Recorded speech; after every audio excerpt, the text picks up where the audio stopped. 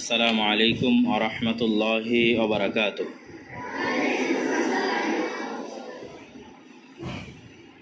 আল জামিআহ আস-সালাফিয়াহ তেঘরা বিরল দিনাজপুরে আজকে প্রথম সরাসরি ছাত্রদের সামনে সম্বোধন করছি। এই জামিয়া প্রতিষ্ঠার জন্য যখন এখানে বিরান ভূমি ছিল তখন আমরা এখানে সফরে এসেছিলাম এবং তখন স্বপ্ন দেখা হয়েছিল যে এখানে জামিয়া সালাফিয়া হবে ইনশাল্লাহ। আর আজকে সেই স্বপ্নের বাস্তব রূপ, শত শত ছাত্রের ফুলের বাগান, যারা উত্তরবঙ্গের বিভিন্ন অঞ্চল থেকে এই প্রতিষ্ঠানে একত্রিত হয়েছে দ্বীনের জ্ঞান অর্জন করার জন্য। সেই সমস্ত জ্ঞান অন্বেষণকারী তালিবুল ইলমদের সামনে দাঁড়িয়ে সংক্ষিপ্ত দুটি কথা। প্রথমত,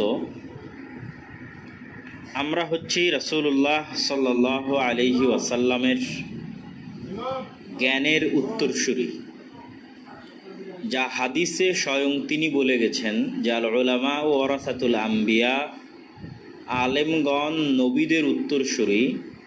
যেহেতু আমাদের নবী মুহাম্মদ সাল্লাল্লাহু আলাইহি ওয়াসাল্লামের পরে কিয়ামত পর্যন্ত আর কোনো নবী আসবেন না,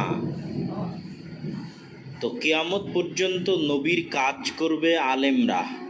নবীরা যা কাজ করতেন, আদম, নূহ, ইব্রাহিম, ইসহাক, ইয়াকুব, মুসা, ঈসা, সুলাইমান, দাউদ, জাকারিয়া,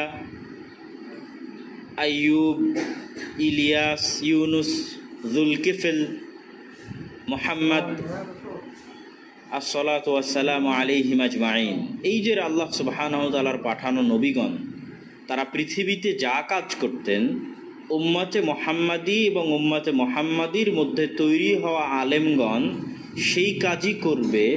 এটাই আল্লাহ সুবহানাহু ওয়া তাআলা কোরআন মাজিদে এবং তার নবী হাদিসে উল্লেখ করে গেছেন। তাহলে আমরা যারা এখানে ছাত্র হয়েছি তারা মূলত নবীদের উত্তরসূরি হওয়ার জন্য ছাত্র হয়েছে।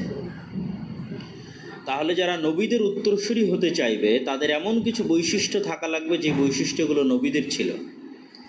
না হলে শুধু শুধু আক্ষরিক অর্থে জ্ঞান অর্জনের মাধ্যমে আমরা প্রকৃত অর্থে সেই উত্তরসূরি হতে পারবো না।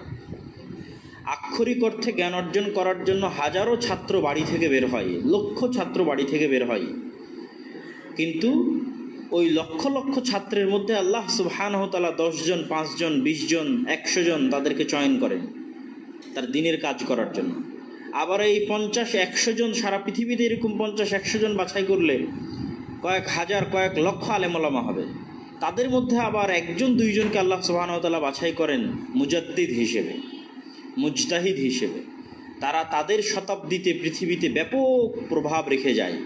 যেমন শাইখুল ইসলাম ইবনে তাইমিয়া, ইবনু হাজার আসকালানি, ইবনুল কাইয়িম, আরও আগের যারা 4 ইমাম ছিলেন, ইমাম আবু হানিফা, ইমাম শাফিঈ, মুহাম্মদ ইবনে ইদরিস আশ-শাফিঈ, ইমাম মালিক এবং ইমাম আহমদ ইবনে হাম্বল, এই যে এরকম বড় বড় আলেম যারা নিজ নিজ যুগে চলে গেছেন, তারা এরকম শত শত আলেমের মধ্যে পৃথিবীতে ব্যাপক প্রভাব রেখে গেছেন মুজাদ্দিদ হিসেবে।